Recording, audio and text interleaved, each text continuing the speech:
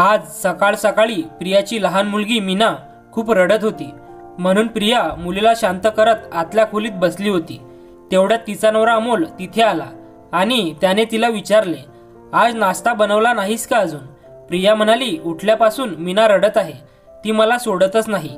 तिला खेळण्यात गुंतवून ठेवून निघाली की ती रडायला सुरुवात करते, मग तिला अशी सोडून तरी कशी जाऊ?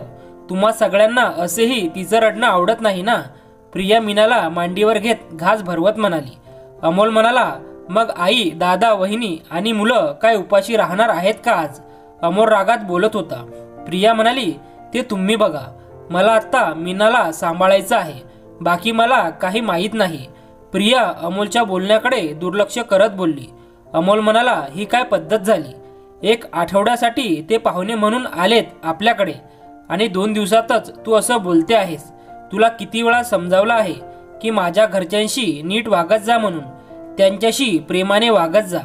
अमोलने प्रियाचा हात पकडत तिला ओढतच बोलला। प्रियाने त्याकडे दुर्लक्ष केलं। तिने रागात मीनाला जमिनीवर बसवलं आणि ती पाय आपटत किचनकडे निघाली। तिच्या जाताच मीना पुन्हा जोरजोरात रडायला लागली। प्रिया म्हणाली, अमोल, मीना रडत आहे, तुला आणि तुझ्या घरातल्यांना तिचं रडणं ऐकू येत नाही। 1 आठवड्यासाठी येतात, पण इथं आल्यावर त्यांना वाटतं की कुठल्या तरी हॉटेलला आहोत। दिवसभर एकतर बाहेर कुठेतरी फिरत बसतील, नाहीतर घरात एसी चालू करून टीव्ही बघत बसतील आणि अगदी वेळेवर गरम गरम आयतं जेवण। मदतीसाठी मात्र एक हात पुढे येत नाही आणि त्यांना मला होत असलेला त्रासही दिसत नाही। जाऊ द्या, ते पण सोडून द्या। माझी लहान मुलगी रडत असते, पण कुणी साधं तिला कडेवर उचलून घेऊन गप्प करू शकत नाही। चला, हे पण जाऊ द्या। मीना आणि त्यांचं कुठलं नातं असेल, पण तुम्ही, त्यांच्या येण्याने आम्ही दोघी तुम्हाला दिसत नाही का? आता फक्त असं होऊ नये म्हणजे झालं की ते यायला आणि मी माझ्या मुलीला घेऊन या घरातून जायला। 5 वर्ष झाली हेच बघत आली आहे मी। तुमची माणसं आली की तुम्ही वेगळे वागायला लागता। आपली मुलगी 2.5 वर्षाची झाली, पण ती माणसं आली की तुम्ही तिला घेत नव्हता आणि आजही घेत नाही। मला याचं कारण समजेल का? अमोल म्हणाला, तुला म्हणायचं तरी काय आहे? मला तुमच्या दोघींची काळजी नाही? प्रिया म्हणाली, तुम्हीच विचार करा, तुम्ही सगळेजण असून देखील का माझ्या मुलीकडे कुणीच लक्ष देऊ शकत नाही? कधीच आजीने नातीला उचलून घेऊन गप्प केलेलं मी तरी नाही बघितलं आजपर्यंत। फक्त यांना चहा नाश्ता तेवढ्या वेळेवर पाहिजे, मग त्यासाठी मी माझ्या मुलीला गॅस शेजारी बसून काम केलं तरी चालेल। अति झाला आता, बस। मी काही काम करून घ्यायला या घरची कामवाली बाई आहे का? असे म्हणत प्रिया पुन्हा तिच्या खोलीत आली आणि मीनाला घेऊन बसली। ही काही नवीन गोष्ट नव्हती। मीनाचा रडायचा आवाज आला की सगळेजण प्रियाला आवाज द्यायचे, पण मीनाला कुणी घेत नसायचं। पण सगळ्यांना सगळं काही अगदी वेळेवर पाहिजे असायचं। त्यांची गोष्ट ठीक आहे की ते 1 आठवड्यासाठी यायचे, पण अमोल सुद्धा त्यांच्या येण्याने पूर्ण बदलायचा। फक्त त्या सगळ्यांसोबत बसून गप्पा मारायचा। मोठी जाऊ देखील कधी प्रियाच्या मदतीला येत नव्हती। खोटं सुद्धा बोलायची नाही की प्रिया, मी घेते मीनाला, तू काम कर। पण यावेळी मात्र काय झालं काय माहीत, मीना तिच्या आईला सोडायचं नावच घेत नव्हती। सगळ्यांकडे अशी बघायची जणू ती त्यांना ओळखत नाही। मीना तिच्या वडिलांकडे जायचं म्हटलं तरी तो लगेच प्रियाला बोलवायचा। हे सगळं आता प्रियाला सहन होत नव्हतं। आज मात्र प्रियाने टोकाचा निर्णय घेतला होता। अमोलने कस्तरी बाहेरून नाश्ता मागवला तर सासू म्हणाली, काय झालं?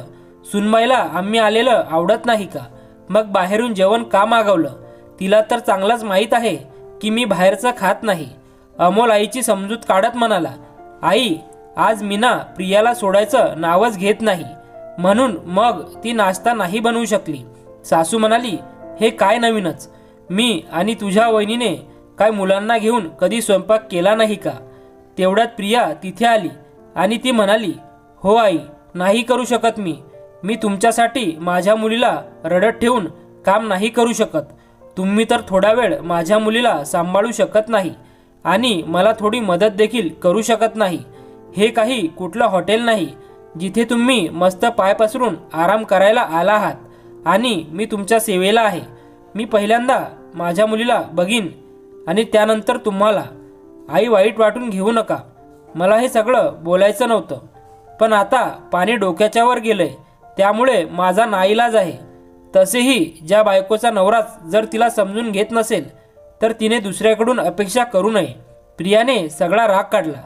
सासू रागाने तिच्या मुलाकडे बघत म्हणाली, काय हे अमोल, आमचा अपमान करायसाठी इकडे बोलावले होते का? आपल्या आईचं बोलणं ऐकून अमोल प्रियाकडे रागात बघू लागला. प्रिया म्हणाली, बस झालं, मी तुमची बायको आहे, नौकर नाही. हे लोक जे मला बोलून दाखवत आहेत त्यांनी पहिले स्वतःकडे बघावं. काय बरोबर ना ताई? प्रिया तिच्या मोठ्या जाऊबाईकडे बघत म्हणाली.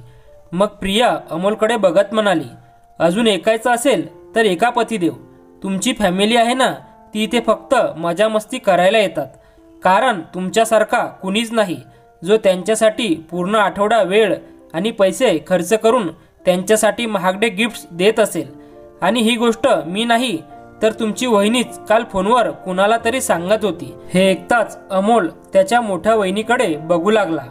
अमोल त्याच्या वहिनीला आईसारखी समजायचा आणि म्हणायचा की वहिनी, तुम्ही खूप काम करता, कधी माझ्याकडे या एकदम आराम करायला.